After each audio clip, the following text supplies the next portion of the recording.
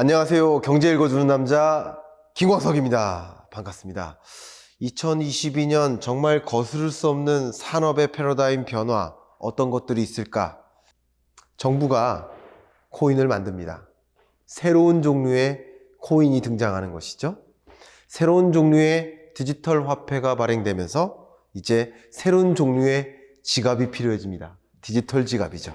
이야기 시작해 보도록 하겠습니다. 여러분 한번 생각해 보세요. 세계 전자상거래 시장이 커질 것이다.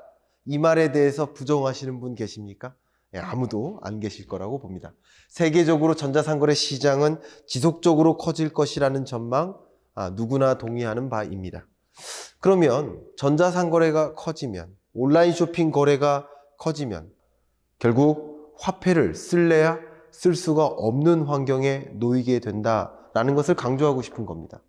사실 많은 나라들이 현금 없는 사회로의 진입을 준비하고 있습니다. 가장 빠른 속도로 현금 없는 사회로의 진입이 두드러지게 나타나는 나라 중에 하나가 스웨덴인데요. 사실상 현금은 없어질래야 없어질 수가 없어요. 현금은 영원히 존재하는 거야. 다만 화폐 없는 사회인 거죠. 정확한 표현은 화폐 없는 사회가 아닌가. 이제 이 아날로그 시대가 가고 디지털 경제 시대에 걸맞는 새로운 디지털 화폐가 요구되는 시점인 것이죠. 현금 없는 사회가 아니라 화폐 없는 사회, 동전 지폐 없는 사회, 이렇게 표현하는 것이 더 적절한 것이 아닐까 생각을 합니다. 실제 우리 카드 결제를 생각해 보면 카드 결제 방식에 있어서 대면 결제가 줄어요. 그런데 비대면 결제가 늘어요. 비대면 결제, 비대면 환경이 더 많아진다는 거예요. 동전이나 지갑을 쓸래야 쓸 수가 없는 환경에 놓이게 된다라는 것이에요. 그 밖에도 간편송금이나 간편결제 같은 것들이 폭발적으로 증가하면서 현금 가지고 다니는 게 더 불편해요. MZ세대 여러분들 현금 안 갖고 다니시죠? 네, 저도 안 갖고 다닙니다. 자, 그러면 CBDC란 도대체 무엇일까? 이 주제로 지금 본격적으로 달려가 보도록 하겠습니다. 여러분들이 그동안 많이 관심 보이셨던 그 화폐는 암호화폐죠. 비트코인이 가장 대표적인 주자죠. 이 암호화폐의 가장 주된 특징이 뭡니까? 네, 탈중앙화, 발행주체가 없다는 것이죠. 발행주체가 없고 주된 특징 중에 하나가 또 익명성이기 때문에 암거래, 지하경제에 많이 활용됩니다. 마약 밀매에도 많이 활용됩니다.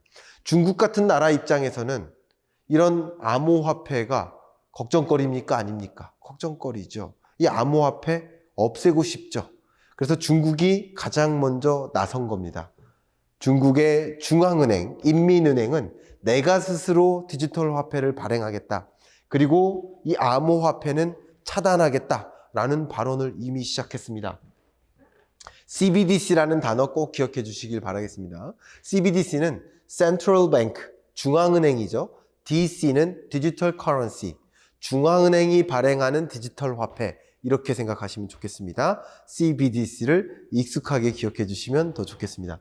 어쨌든 중앙은행이 발행하는 디지털 화폐 CBDC는요, 정부가 직접 관리 감독할 수 있고요, 익명성을 제어할 수도 있습니다. 일단 이게 투명하게 관리된다라고 하면 많은 사람들이 거부감을 갖게 되겠죠. 내가 돈을 쓸 때마다 그것을 다 추적한다 그러면 별로 원하는 방향이 아닐 수 있겠죠. 그래서 익명성이 보장되게 할 수도 있지만 제어할 수도 있습니다. 익명성을 없앨 수도 있다는 거죠. 자금을 추적할 수도 있다는 것이죠. 그리고 안정적으로 통화 가치와 연동된다는 특징. 사실 세계 각국 정부들은 중국과 같이 지하 경제를 막기 위해서 움직이는 흐름도 있겠지만 이렇게 급등락하는 투자 대상에 많은 사람들이 열광하다 보면 이게 사회적인 분위기가 별로 안 좋은 방향으로, 정부가 원하는 방향으로 흘러갈 수가 없겠죠.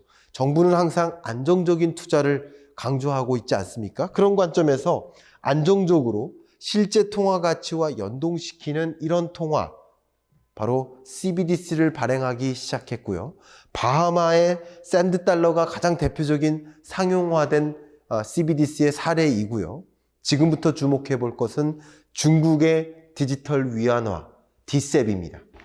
중국의 디지털 위안화는 특별히 CBDC 말고 DCEP이라는 이름을 붙였는데요. 역시 디지털 커런시라는 말은 똑같습니다. 디지털 통화죠.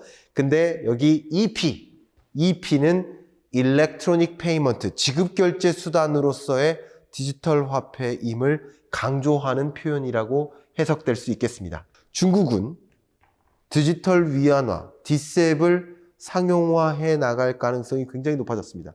그래서 베이징 동계올림픽을 전후해서 디지털 위안화를 실질적으로 상용화하기에 이를 것입니다.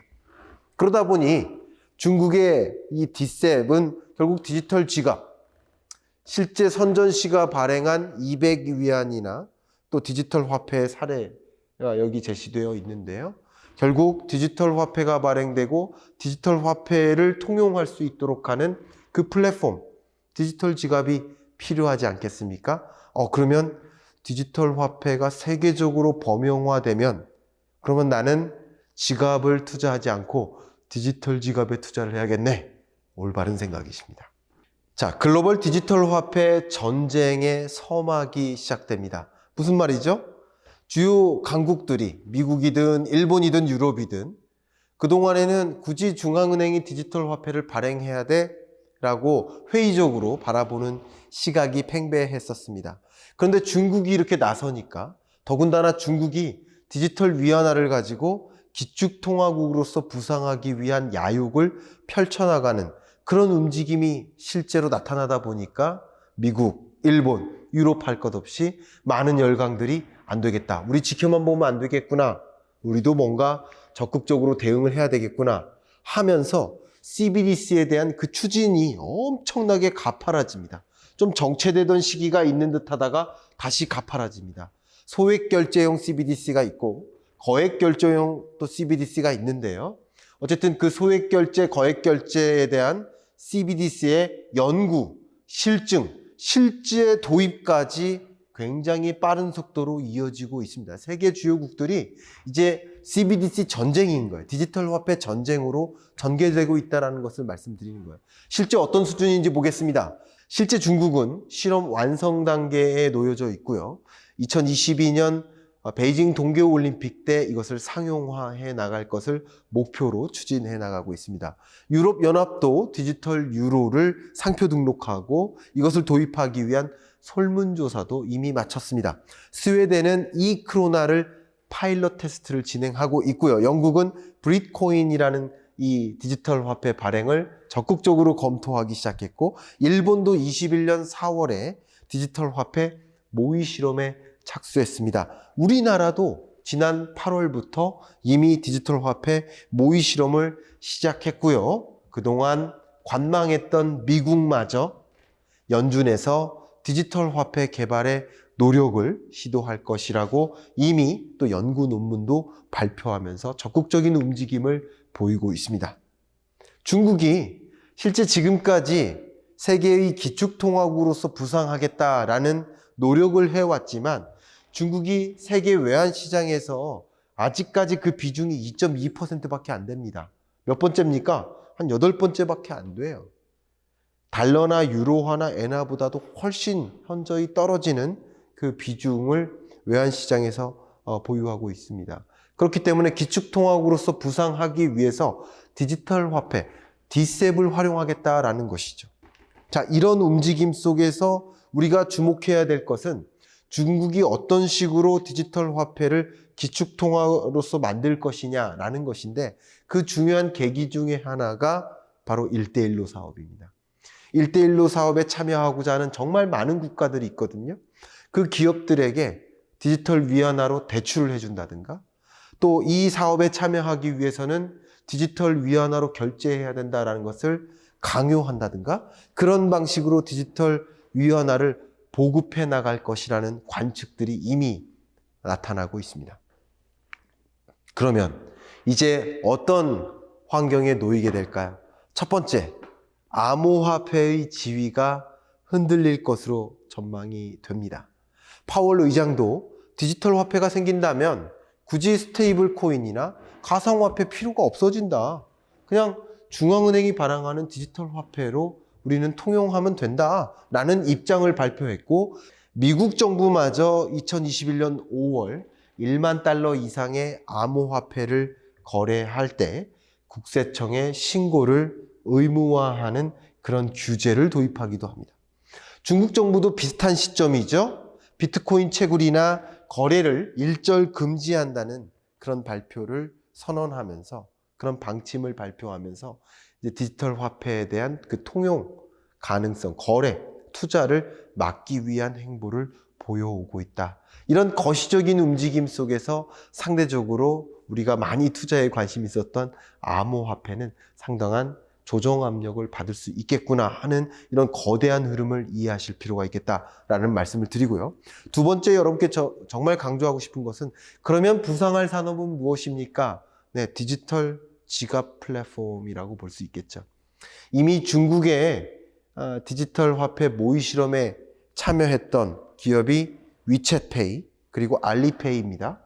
우리나라의 한국은행의 이 모의 실험, 디지털 화폐 모의 실험에 착수한 그 기업, 그 사업을 수주한 기업이 카카오 그라운드엑스입니다. 자, 이런 기업들이 향후에 디지털 지갑 플랫폼으로 부상할 수 있겠구나라는 것을 생각해 본다면, 야, 이거는 정말 거스를래야 거스를 수 없는 변화다라고 생각하신다면, 이런 방식으로 거스를 수 없는 변화에 투자하는 방식을 선택하시면 어떨까요? 마지막으로는 기축통화 지위를 놓고 세계 각국이 통화 패권 전쟁을 벌여나갈 가능성이 높아집니다. 그래서 중국뿐만 아니라 세계 주요국들도 디지털 화폐를 중앙은행이 발행하고 기존의 화폐를 대체해 나가는 그런 움직임이 거세게 일고, 기축통화국으로서 지위를 유지하려 하는 자, 기축통화국으로서의 지위를 뺏고자 하는 자 간에 격돌이 일어날 수 있겠다라는 것을 강조해 드리면서 이번 주 경제 읽어주는 남자 마무리하겠습니다. 감사합니다.